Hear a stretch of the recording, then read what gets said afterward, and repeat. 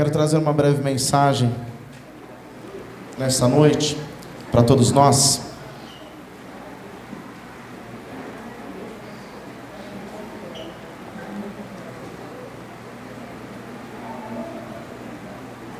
Efésios 4, 25 ao 32, que nós vamos ler. Efésios 4, do 25 ao 32. Queridos, o acampamento das crianças foi uma bênção. Estive lá, passei algumas vezes por lá. Cada vez que a gente ia, a gente surpreendia com a alegria das crianças, com o envolvimento delas. Ontem à noite passei por lá também para pegar o meu caçula que não quis dormir lá. Pensei ontem que ia passear com a minha esposa de namorado, não deu certo, né?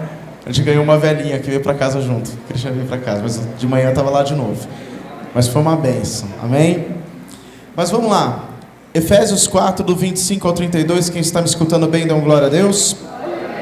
Diz assim: portanto, cada um de vós deve abandonar a mentira, ou cada um de vocês deve abandonar a mentira e falar a verdade ao seu próximo, pois todos somos membros de um mesmo corpo. Quando vocês ficarem irados, não pequem.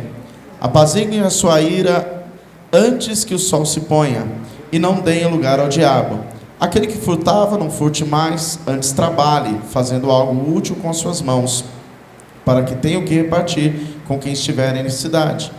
Nenhuma palavra torpe saia da sua boca, mas apenas aquilo que for útil para edificar os outros, conforme a necessidade, para que conceda graça àqueles que ouvem.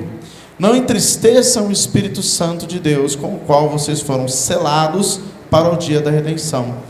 Livrem-se então de toda a amargura, indignação e ira, gritaria, calúnia, bem como de toda a maldade. Sejam bondosos e compassivos uns para com os outros, perdoando-se mutuamente, assim como Deus perdoou vocês em Cristo. Fique com sua Bíblia aberta, feche seus olhos. Eterno Deus, nós lemos a Tua Palavra, pedimos ao Espírito Santo, continue ministrando os nossos corações, que toda mente seja cativa a Cristo, em nome de Jesus. Amém e amém, Jesus. Amém, queridos?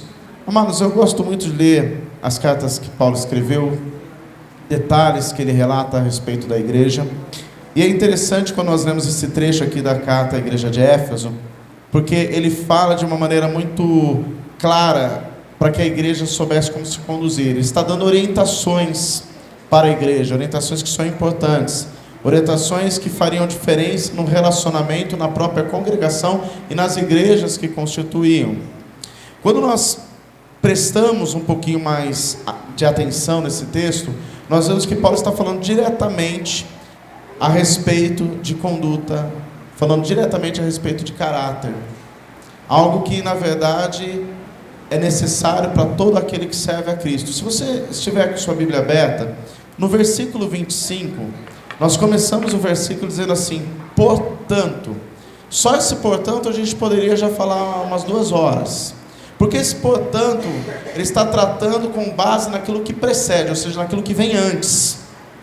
É como se ele estivesse dizendo assim, vou abrasileirar: conforme aquilo que vocês aprenderam, conforme aquilo que vocês já foram instruídos, conforme o ensinamento que vocês já receberam. Vou traduzir de uma maneira mais abrasileirada: ninguém aqui é inocente, todo mundo já sabe o que eu estou falando. Deu para entender? Mais abrasileirado que isso não tem como ser. Ele está falando, você já sabe a respeito disso. Então, portanto, com base na posição que vocês assumiram em Cristo, ou seja, naquilo que vocês assumiram diante dele, com base naquilo que vocês aprenderam, que nele vocês devem caminhar de uma forma diferente, pensar de uma forma diferente, agir de uma forma diferente, reagir de uma forma diferente. Então, portanto, cada um de vocês deve abandonar a mentira e falar a verdade ao seu próximo. E aqui nós podemos pegar em 2 vertentes. Falar a verdade, que é revelada como o próprio Cristo, ele sendo a verdade, mas também podemos entender que a questão de uma linguagem dúbia no meio da congregação trazia confusão. E é interessante porque ele fala claramente de mentira. E se eu fosse colocar um tema nessa mensagem, nessa noite, seria o seguinte tema: por que mentimos tanto? Por que mentimos tanto? E amados, essa palavra Deus começou a me dar, não nessa semana, na semana anterior, que eu pensei que eu ia pregar domingo passado, não olhei a escala. Eu mesmo fiz a escala e não olhei a escala. Aí por uma jesuicidência, quando era domingo, umas 5 da tarde, que eu vi que era o presbítero Nilson que ia pregar. Eu falei, Deus, para quando que essa palavra aí? Deus trouxe no meu coração que era para ceia.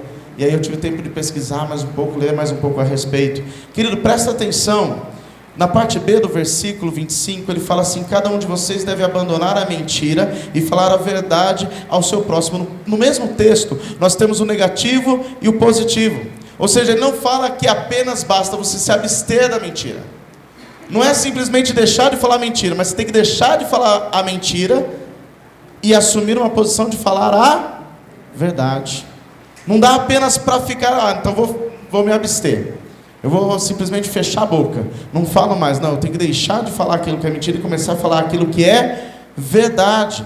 O profeta Zacarias, ele já escreveu a respeito disso no capítulo 8:16. Ele diz: eis o que devem fazer. Já era uma instrução. Falem somente a verdade um com os outros. E querido, falar a verdade não é ser grosso, viu? Falar o que pensa. Não confunda as coisas. Não vai falar, o pastor falou que é para falar a verdade, eu falo e pronto. Não é isso. Não é ser grosso, ser mal educado com a pessoa, mas assumir um posicionamento de verdade, amém, amados? Na parte C do versículo 25, está com a Bíblia aberta em Efésios ainda, diz assim: pois todos somos membros de um mesmo corpo, ou seja, não apenas membros de Cristo. Cristo é o cabeça, mas nós somos membros uns dos outros, precisamos uns dos outros, não caminhamos sozinhos. Amém? Então, ou seja, se torna necessário, na verdade, assumirmos uma posição de verdade. Em Romanos 12, verso 5, Paulo também escreveu: assim também em Cristo nós somos muitos, mas nós formamos um corpo, e cada membro está ligado a todos os outros membros. Olha para o seu irmão assim, aquele horário 43, e fala: estou ligado a você. Querendo ou não, estamos ligados uns aos outros. E é um desafio, amados. Como é desafiador vivemos em comunhão. Como é desafiador vivemos em unidade. É desafiador. Começa pela sua casa. Às vezes é fácil fazer os filhos concordarem. Às vezes é fácil a esposa concordar com o marido. É desafiador. Quanto mais a família da fé. Mas, querido, é uma missão para todos nós. Amém, amados? Mas a pergunta que fica: se Paulo fala para nós deixarmos a mentira e falarmos a verdade, por que que nós mentimos tanto? Por que que nós mentimos tanto? Presta atenção, querido. Ninguém nasce sabendo mentir. Ninguém nasce sabendo mentir. Querido, segundo a psicologia, é dito que a mentira é um comportamento aprendido por meio de repetição ou por meio de interpretação. Ou seja, se a pessoa cresceu em um ambiente que é cercado de mentiras, provavelmente esta pessoa, quando atingir a idade adulta, ela também vai ter um comportamento repetindo o ambiente que ela cresceu. Ou seja, ela viveu num ambiente cercado de mentiras, ela via todo mundo à sua volta mentindo descaradamente, e então ela repete o comportamento que ela aprendeu. Presta atenção, querido, crianças que aprendem a tirar pequenas vantagens com mentiras, quando grandes, adultos, se tornam, na verdade, pessoas que pensam que tem que fazer a mesma coisa para conseguir os benefícios. Então, às vezes vai se fazer de coitadinho, às vezes vai se fazer de vítima, ou às vezes vai contar aquelas histórias miraculosas que você até se espanta com a verdade que você vê no rosto da pessoa, mas para quê? Para conseguir o benefício. Então, querido, seja para defender alguma situação, seja para obter ganhos, a pessoa que aprende a mentir ainda na infância, repete isso na vida adulta. Amém? Então, ou seja, quem é pai, diga amém. Amém. E quem vai ser pai também. Amém. O Léo falou firme aqui, amém. Né?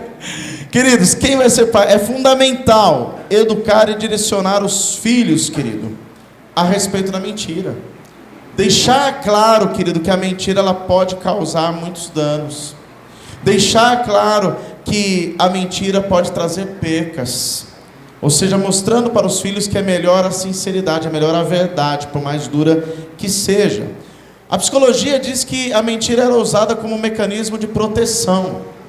Por exemplo, uma pessoa, ela ainda que tenha o risco de ter percas, ainda que tenha o risco de ser descoberta na sua mentira, ela muitas vezes mente para ter uma defesa, para tentar obter algo que ela não tem, algo que ela deseja, então ela se protege, né? Ela até de repente recebeu algo na mão, mas ela fala que não está com ela.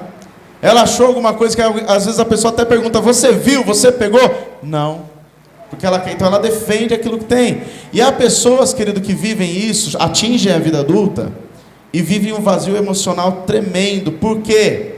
Continuam vivendo o mesmo risco de serem descobertos, mas não abandonam o hábito de mentir para ter alguma coisa que traga benefício. Pastor, por que você está batendo tanto na tecla de mentira? Porque mentira é coisa séria. Quando a mentira se torna doença, a mentira se torna doença, querido, quando ela passa então a ser um distúrbio de personalidade. É chamado de mitomania. Mitomania. Ou seja, é um momento onde a pessoa mente compulsivamente com o objetivo de se beneficiar ou de prejudicar o outro. Isso já é doença. Então, ou seja, quem sofre desse problema, mitomania, mente sempre a respeito de tudo e a respeito de qualquer área da vida. A pessoa, ela nunca demonstra constrangimento quando ela é descoberta. É descoberta a mentira daquela pessoa. A pessoa não mostra nenhum, não esboça sentimento. Se falar com ela, parece que a pessoa ainda está certa. Parece que a pessoa ainda está fazendo tudo certo. Ou senão, começa a usar de discursos para passar uma imagem moral, ética, que na verdade é tudo uma grande atuação de um bom ator ou de uma boa atriz. Isso já está no campo de doença, querido. O mitomano, como é chamado, quem tem mitomania, o mitomano, ele vai aos extremos para sustentar as suas mentiras, a ponto que ele mesmo passa a acreditar na sua própria mentira. Ele é tão convicto na sua mentira que você não consegue pegar nenhum... Que nem o Enilson, ele sempre entrevista clientes no trabalho dele, né? Tem aquela coisa do policial bom, policial mau. Normalmente a polícia pega onde o camarada? Nas contradições, por conta da mentira. O mitomaníaco, você não consegue pegar contradições. Ele consegue até te convencer da mentira. Olha como o negócio é sério, queridos. Olha como o negócio é sério. Quem está me ouvindo, diga amém. Amém. Vamos trazer um pouquinho para a nossa realidade cristã. A mentira, querido, é a única coisa que a Bíblia atribui a paternidade ao diabo. Diz que tudo Deus criou, mas a única coisa que é atribuída a paternidade ao diabo é a mentira. João 8:44, que diz que o pai da mentira é o diabo. Se o pai da mentira é o diabo e nós estamos em Cristo, repita a pergunta: por que mentimos tanto? Você pode perguntar isso para a pessoa do seu lado? Por que ainda mentimos tanto? Aí o camarada vira para você e fala assim: mas eu não minto. Acabou de mentir. Acabou de mentir. Querido, nós mentimos em coisas que às vezes são até inconscientes. Coisas pequenas, coisas que não são necessárias. E eu quero aqui trazer rapidinho, querido, uma reflexão de 3 pontos. Amém? O primeiro deles é a respeito do porquê. Por que nós mentimos para o nosso próximo? Por que você mente para quem está perto de você, quem te ama? A Bíblia mostra de maneira clara que a mentira foi um problema sempre presente na vida do homem. Se você estudar a respeito das fases da história, no tempo da Idade da Pedra já havia situação de mentira. Porque o homem, quando não conseguia alcançar o que ele queria na força, ele tentava iludir ou persuadir quem estava à sua volta para conseguir aquilo que ele queria. Já é um problema crônico. Podemos dizer que é um problema de fábrica daqui da terra, não do céu, né? É um problema que nós temos que lutar contra ele. O livro de Jeremias, no capítulo 5 ao 29, você vai encontrar inúmeras vezes relatos sobre mentira. Por quê? Deus falava uma mensagem para o povo, mas vinha um sacerdote que falava outra, para agradar os ouvidos do povo. E Jeremias ficava naquela luta, falando a verdade, e sendo ali, vamos dizer na linguagem de hoje, sofrendo bullying, né, por falar a verdade, e os outros falando a mentira. Se você pegar no capítulo 29, no versículo 29 do capítulo 5, você vai, aliás, no capítulo 29, no final do capítulo, você vai ver ali Jeremias denunciando a mentira do sacerdote. dizendo, olha, ele falou tudo isso, mas isso não é verdade. Então a mentira é algo crônico do ser humano há muito tempo. Nós mentimos, querido, em coisas pequenas. Quem já não fez a seguinte situação? Presta atenção. Toca o telefone.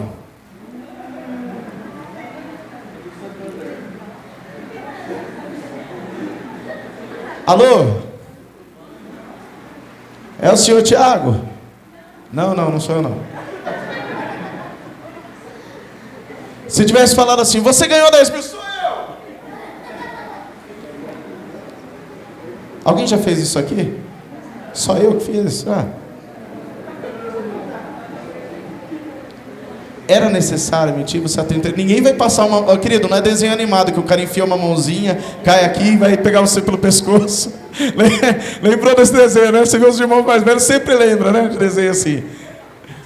Querido, presta atenção. Nós mentimos, e quando não, os filhos atendem, a esposa atende, e fala assim, fala que eu não estou. E a criança, como é bem instruída, meu pai diz que não está.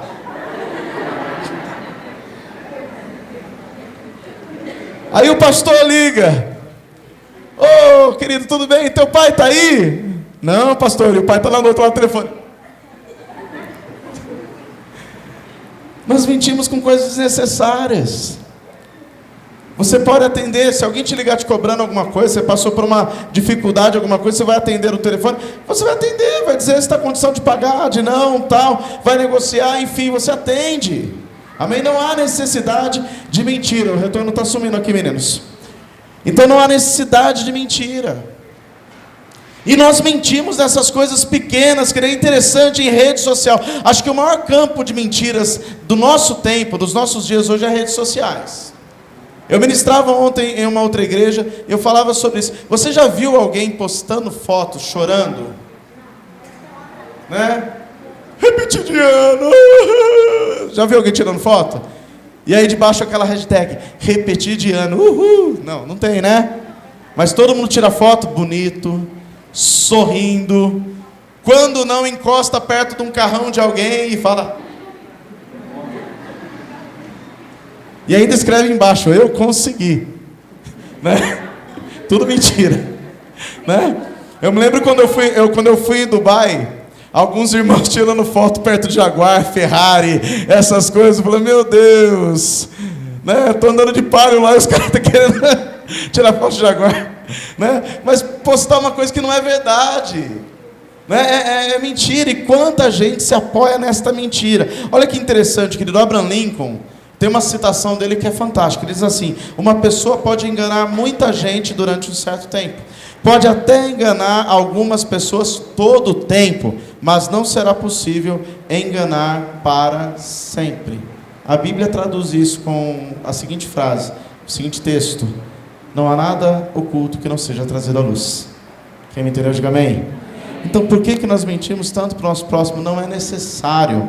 Se você não puder ir, irmão, não posso ir. Se você não puder naquele momento pagar, eu não posso pagar, mas me liga de novo, nós vamos negociar, vamos acertar. Mas não fuja da responsabilidade. Nós mentimos com coisas pequenas. Quer ver o maridão quando mente para a esposa muitas vezes? Né? Vai jogar bola.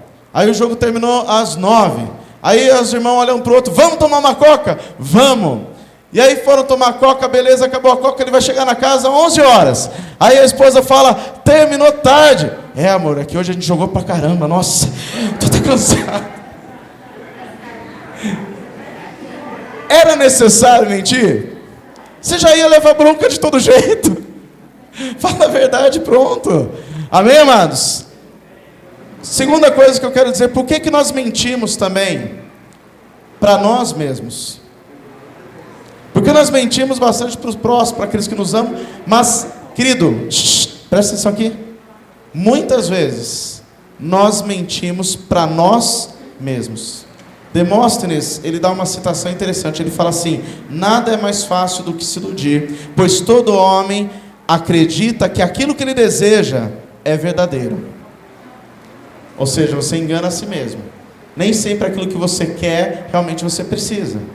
Por exemplo, vou te dar um exemplo simples. Vou pegar onde pega a parte do consumismo. A irmã abençoada, quantas irmãs abençoadas estão aqui? Você já tem 39 sapatos, mas você passa na loja e fala: meu Deus, é aquele. Aquele sapato é a solução dos meus problemas. Você precisa do sapato? Não, tem 39. A não ser que nós possamos fazer um acordo, presta atenção. Vamos fazer um acordo de fé aqui, em ação social. Você entrega seus 39 e você compra esse 40º para você. Tá vendo? Ó, vem cá. Vem cá, Bianca, vem cá. Olha o tamanho da Bianca. Lembra que eu falei aquele negócio do ambiente que vive? Andressa, ó, Everton, ó, não compra mais sapato não, hein? Desde pequenininha já quer sapato, meu Deus do céu. Presta atenção aqui, queridos. Nós não precisamos, mas queremos. Às vezes você tem um carro que está bom, que dá para você aguentar um pouco mais, mas você viu aquele carro que, meu Deus, é meu sonho. Eu não estou dizendo que você não deve lutar para ter sonho, para realizar sonhos, mas tem hora certa para tudo. Às vezes você vai pegar um carro que tem um valor de mercado alto demais, e quando vai virar o ano, agora final de ano está todo mundo contente, o carro novo, aleluia, glória a Deus, mas na hora que virar o ano e chegar o I, e aí você vai abrir e vai falar: tá entendendo? E na hora que precisar fazer manutenção, talvez vai ser outro I, ou vai ser um A, ou, enfim, o A e o U inteiro, porque a manutenção é cara. Quem está me entendendo, diga amém. Então, às vezes nós precisamos parar de mentir para nós mesmos, querido. Amém, amados? Jesus, ele não escondeu dos discípulos a realidade dura da vida. Lá em Mateus 10, se você ler o capítulo inteiro, Jesus está falando para os discípulos a realidade. A vida é dura, você vai ser perseguido, é assim, é assado, vai acontecer. Ele deixou claro. Vai ter dias que vocês vão estar ali com escassez, mas fica tranquilo, não fica ansioso. Eu vou mandar provisão. Ele está falando lá no versículo, acho que 30 e pouco, se não me engano, de Mateus 10. Ele diz assim: até os seus fios de cabelo da sua cabeça, eu tenho contado. Ou seja, Jesus está falando, vai ter uma vida dura, vai ser pegada, vou usar uma linguagem bem popular, vai ter perrengue, mas vocês não vão estar sozinhos. Eu conheço vocês. Eu sei as necessidades. Eu sei aquilo que vocês precisam. Amém, amados? Então, Jesus não esconde. Muita gente sabe de cor salteado João 16:33. Vamos ver quem sabe. João 16:33. Jesus disse: neste mundo...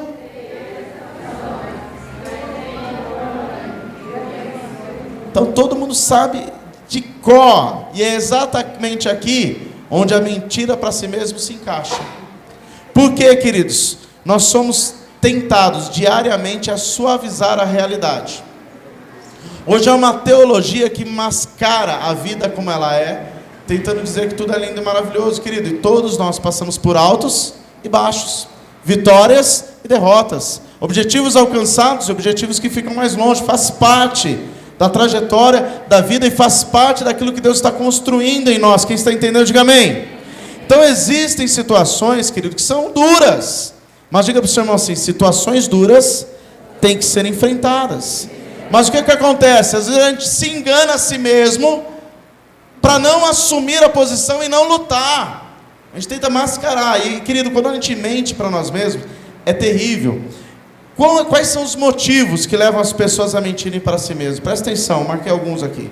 Tem pessoas que mentem para si mesmas para manipular os outros, para dizer que é uma coisa que não é. Para conduzir empresas, muitas vezes a pessoa mente. A pessoa mente para o governo, não paga os impostos. Mente para o fornecedor, dizendo que encontrou mais barato e nem pesquisou, né? Mente muitas vezes para conduzir uma igreja. Fala coisa que não é verdade. Quantos líderes que nós vemos hoje na nação, infelizmente, que já deram escândalo por mentirem diante da igreja para obterem um sucesso. Isso é uma vergonha para o evangelho. Tem pessoas que mentem para poder ter poder. Se você chegar em câmaras municipais, você vai encontrar muita gente assim, que prometeu mundos e fundos, que não são nem atribuições de vereadores, mas estão em câmaras municipais como vereadores. Mentiram. Quem está me entendendo, diga amém. Tem pessoas que mentem para parecer que são melhores diante da pessoa. Sabe aquela roda que o camarada começa a dizer: olha, eu fui em tal parque, não sei o que. Não, mas eu fui num parque melhor. O parque que eu fui, nossa, era, né? Aí o cara falou, foi na Disneylândia. Não, eu fui num parque que é melhor que a Disneylândia. E o camarada tenta ficar jogando uma conversa. Ele nem foi. Mas ele joga uma palavra porque ele quer parecer melhor. E muitas vezes ele mente para esconder a sua própria autoestima. Que o cara tem uma autoestima lá embaixo, mas perante os outros ele quer posar de gatão. Quer posar com melhor, com mais estruturado. E diante desse quadro, querido, presta atenção. Tem casamento que acaba, tem empresa que acaba falindo e tem amizade que acaba acabando. Tem amizade que acaba. Relacionamentos que são rompidos e não tem mais como juntar novamente. Por quê? Porque você muitas vezes mente para si mesmo e distorce a realidade que você está vivendo. E quando você distorce a realidade que você vive, você não tem como melhorar essa realidade. Porque você fica preso nesta prisão que se chama mentira. Por que nós mentimos tanto? Querido, presta atenção. O auto-engano, a mentira para si mesmo, ela esconde um pecado um pouquinho maior. Ela esconde um pecado que se chama orgulho. E é interessante, querido, porque o que a Bíblia fala lá em Tiago 4,6? Que Deus resiste aos orgulhosos, mas dá graça aos humildes. Então esse fato do mentir a si mesmo, nós temos que olhar para dentro de nós e parar de mentir. Pastor, mas eu não minto. Quer ver como que às vezes você mente com coisas simples para você mesmo? Tá? Nós estamos chegando no final de 2019. Tem muita gente que está se olhando no espelho. E aí começa a perceber. Mulher é uma coisa de louco, né? Mulher nunca chega no peso ideal. A mulher pode estar magra demais, ela vai falar que está precisando perder 2 quilos. Né? Sim ou não? Né? Às vezes a menina um palito olha no espelho e fala assim, nossa, como eu tô gorda e tal. Né? Mas enfim, você se olha no espelho e você fala assim, em janeiro eu vou começar uma dieta. Mas por que em janeiro? Ah, não, porque tem final do ano, né? Ceia de Natal, ceia de Ano Novo, churrasco e tal, né? Aí beleza, 1º de janeiro, tá fazendo digestão ainda, Vicky? E você fala, vou começar a minha dieta. E aí passa um dia na dieta, aquele sofrimento, aquele perrengue. Você fala, não, eu preciso emagrecer, eu vou conseguir. Até que alguém chega para você com aquele pudim de leite condensado. Não preciso falar mais nada, né? Aí em vez de você cortar um pedacinho e comer, você corta um pedacinho e dá para a pessoa e fica com o resto. Né? Você mente para si mesmo. Quantas dietas você começou e parou? Querido, presta atenção, nós começamos muita coisa e não terminamos. Olha, presta atenção, querido, nós começamos cursos e não terminamos. Quantos cursos você começou e não terminou? Nós começamos faculdades e não terminamos. Nós começamos negócios e não terminamos porque deixamos rabos dos negócios. Né? Em vez de finalizar, fazer a papelada. Lembro quando eu comprei minha casa, minha preocupação era fazer a papelada. Eu queria fazer a papelada o mais rápido possível. Eu queria resolver, reforma, mexer, tudo isso vinha depois. E foi um trabalho, né? Até o Enilson que acompanhou. Foi uma luta para fazer a documentação. Mas o dia que eu peguei a escritura, eu falei, glória a Deus. Finalizou. Você faz um negócio, tem que fazer o começo, meio e fim, gente. E nós muitas vezes não paramos para concluir aquilo que começamos. Talvez você começou a construir e hoje a chuva está começando a destruir aqueles tijolos que estão lá no terreno. Às vezes você começou a reformar e você vai concluir. Só faz 10 anos que você começou. Só faz 20 anos que você prometeu para a esposa que ia fazer aquele quarto. Interessante, né? Você viu como nós mentimos para nós mesmos muitas vezes? Em vez de falar, programar, planejar, falar o objetivo, planejar de como fazer. A Bíblia nos ensina a respeito disso, como que alguém vai construir as torres sem antes calcular o custo. Porque se você não calcula o custo e você parar no meio, aquilo será um monumento para a sua vergonha. Você começou uma reforma e não termina. Quando você vai receber alguém na sua casa, você não fica constrangido? Olha, amados, eu mudei para minha casa, vai fazer 3 anos agora, né, amor? Vai fazer 3 anos. E eu sei da consciência, fiz a documentação e a gente vai fazendo um passo de cada vez. Mas eu ficava constrangido de alguém chegar lá e ver lá que estava reboque ainda, tudo, não terminando. E a gente está lá dando os passos, porque eu quero ver aquilo concluído. E, querido, nessas coisas eu sou um cara tremendamente inconformado. Não me conformo de ver a situação do jeito que está até vê-la resolvida. E às vezes falta em nós um pouco disso. de querer ir além. Querido, presta atenção. Philip James Bailey, que ele é um poeta do século XIX, ele diz que a primeira e pior de todas as fraudes é enganar-se a si mesmo. Porque depois que você engana a si mesmo, qualquer pecado se torna fácil. No momento que você se engana a si mesmo e passa a se enganar, você tá, vamos dizer assim, habilitado a realizar qualquer pecado, porque não vai te pesar mais. Você só mente para você. Você não tem mais verdade em si mesmo e você começa então a cair no pecado. Então, querido, para ser discípulo de Jesus, olha para mim, quem aqui é discípulo de Jesus?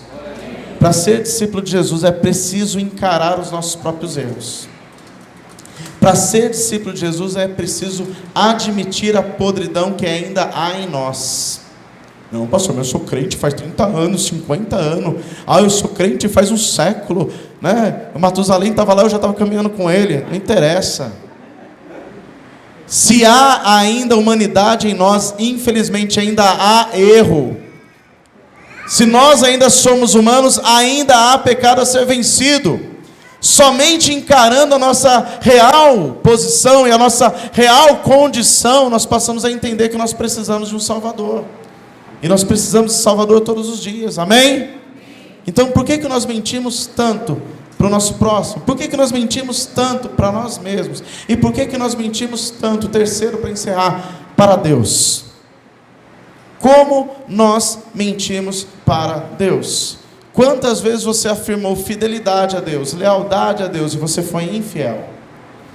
Deus, como nos conhece, sabe o que nós somos. Ele disse, mesmo o homem sendo infiel, ele permanece fiel. Querido, nós somos fiéis, por exemplo, no pouco. Está lá recebendo pouco, a gente dizima certinho, oferta, aí clama a Deus por um socorro, por um milagre. Deus manda um milagre financeiro, por exemplo. Aí você acha que é muito para entregar na igreja. Aí você retém aquilo que é de Deus. Fazemos votos e não cumprimos. E Salomão já alertou sobre isso, para nós não fazermos voto de tolo. É melhor não fazer. Porque depois que você faz, você não cumprir, aquilo está sobre a sua vida. E querido, em Gálatas 6, verso 7, Paulo declarou, não se engane, de Deus não se zomba. Aquilo que o homem plantar, ele também colherá. E nós repetimos muitas vezes isso. Mentimos para Deus. Achamos que é a mesma coisa que mentir para o próximo, que já é um erro. Achamos que é a mesma coisa que mentir para nós mesmos, que já é um erro. E mentimos para Deus. O que fazer então? Abra sua Bíblia em Apocalipse.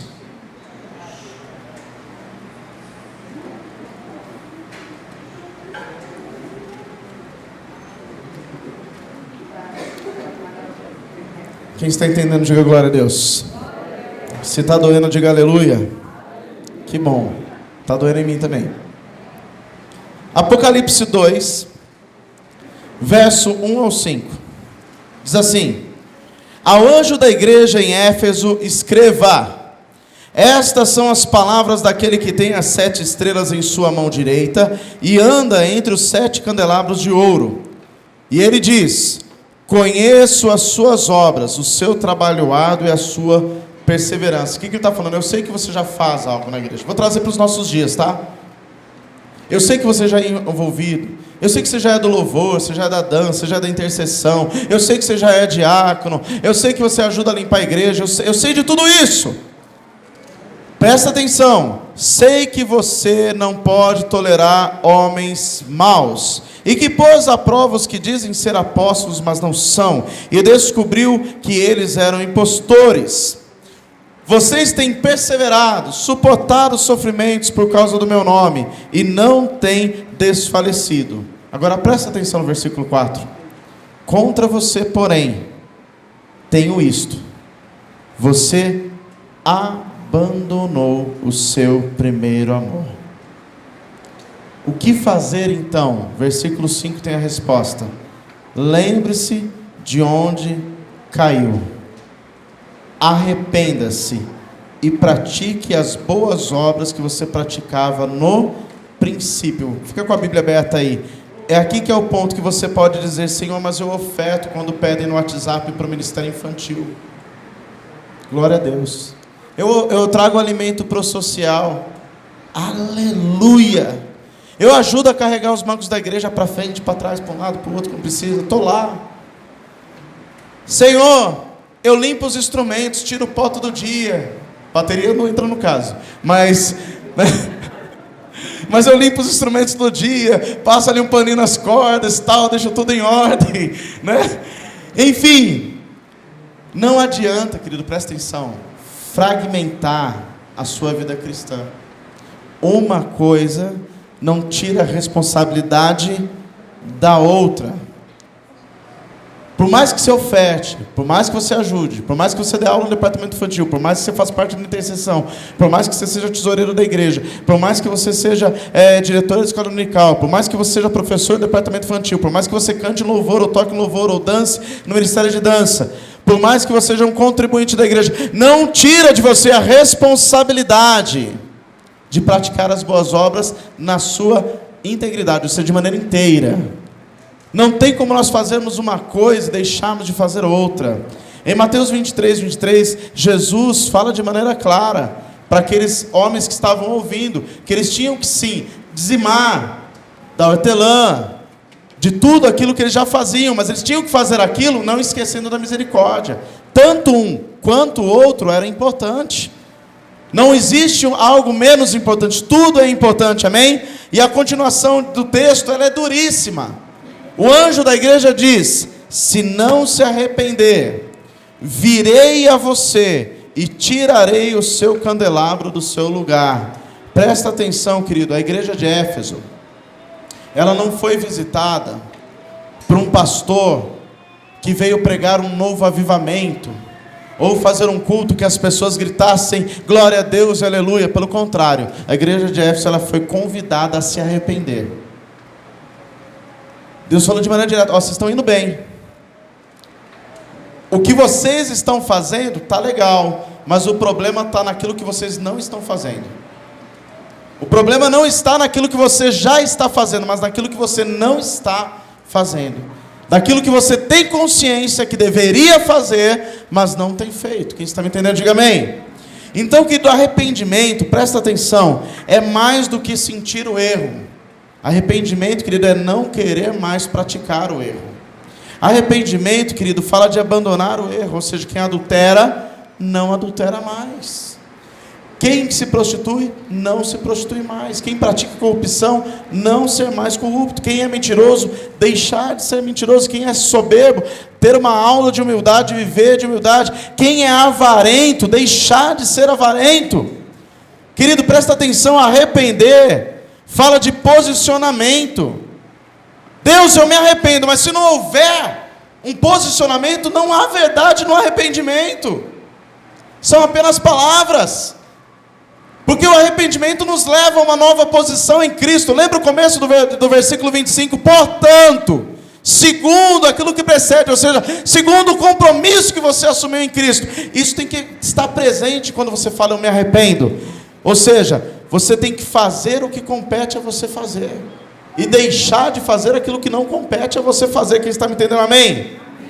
Não adianta chorar, querido. Inúmeras vezes eu vejo pessoas chorando, que quando chora sai pelos olhos, pelo nariz, pela boca, deixa uma poça onde está.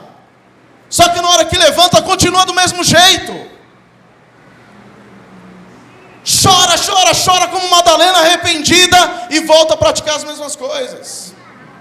Diz eu quero ser diferente, mas comete as mesmas coisas, uma vez atrás da outra. Diz eu quero ser realmente luz, eu quero ser sal, mas nas atitudes continua sendo treva, a começar da sua própria casa. Porque é duro quando os próprios filhos não veem nos pais uma vida de santidade.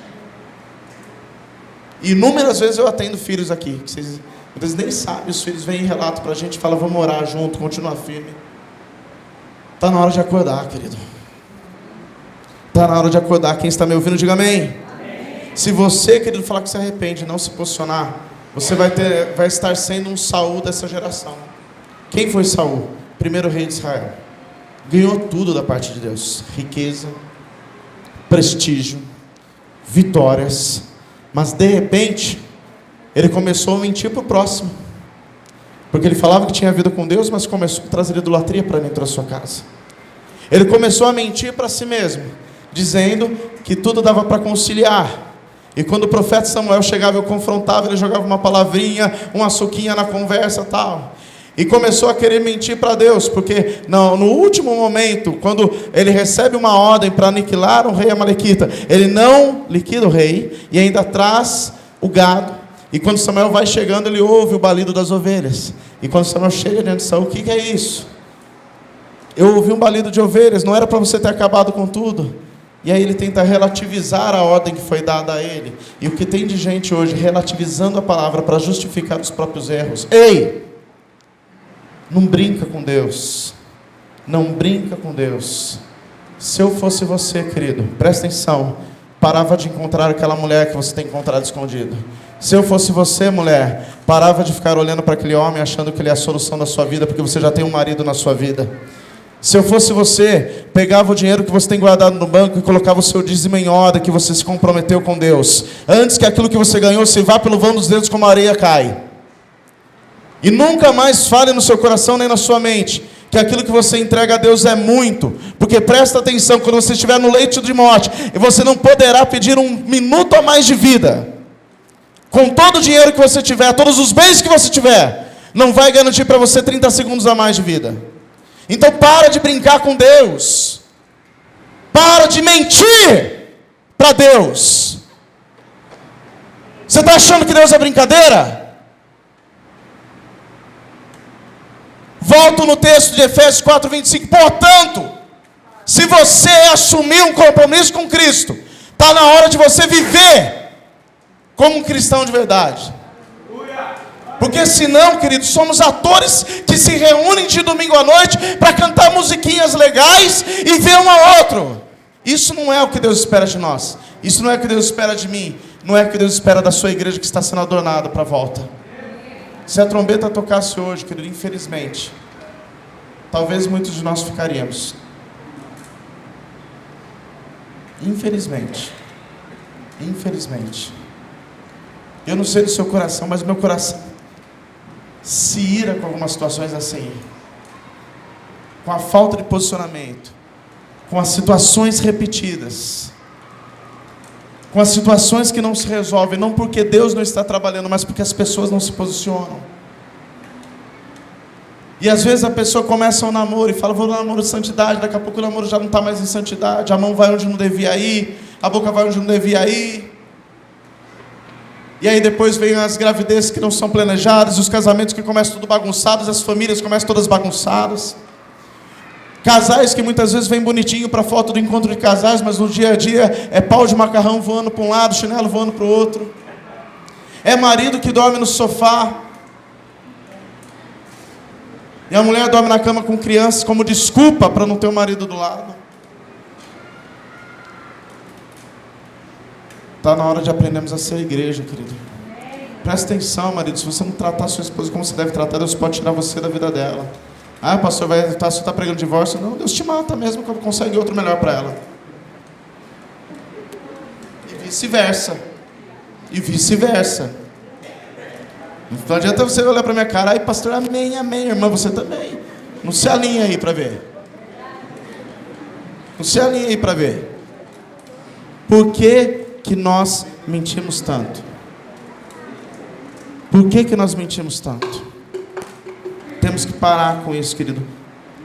O pastor Levi Mesquita, ele sempre dizia uma frase, ele foi meu primeiro líder de louvor em 1991, não faça as contas. Mas ele sempre falava a respeito da área financeira, uma frase que eu acho interessante. Ele falava assim, não coloque na panela aquilo que é do Senhor. Aquilo que ele estava ensinando para nós naquele tempo. Aquilo que é do Senhor, você não deve comer. Você não deve gastar com outras coisas. Que às vezes a gente gasta e fala, Senhor, mas o Senhor sabe da situação. Querido, Deus sabe de tudo.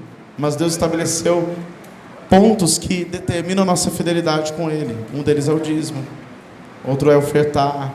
Outro é a busca pela santidade. Podemos falar de todos os pilares aqui. A fé, o arrependimento. Tudo isso, você quer ler? Lê lá em Hebreus 6, você vai encontrar os fundamentos da fé. Querido, entenda em nome de Jesus.